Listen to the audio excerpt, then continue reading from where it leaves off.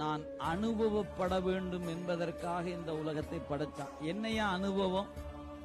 நான் செய்த பாவத்தையும் புண்ணியத்தையும் அனுபவிக்கணும். அனுபவிச்சு தொலைக்கணும். அப்படி அனுபவித்து தொலைக்க எனக்கு ஒரு உண்மை ஒரு நாள் புலப்படும். என்ன உண்மை புலப்படும்? பாவமும் பிறப்பை தரும், புண்ணியமும் பிறப்பை தரும் என்ற அறிவு எனக்கு வரும்.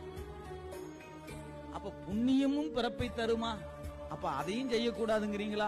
அப்படி ஒரு கேள்வி எழும். இல்ல செய்யணும், ஆனா நான் செஞ்சேன்னு நினைச்சு செய்யக்கூடாது.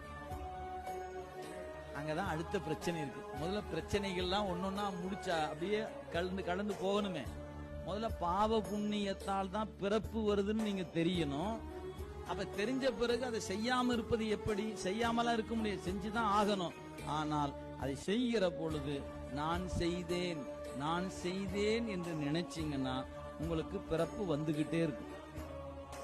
இது நான் செய்யல, இறைவன் என்னை ஒரு கருவியாக கொண்டான், அவன் என்னை பயன்படுத்துகிறான். எனவே இந்த செயலுக்கு நான் காரணம் அல்ல, அவனே காரணம் என்று கையை காட்டி நின்னீங்கன்னா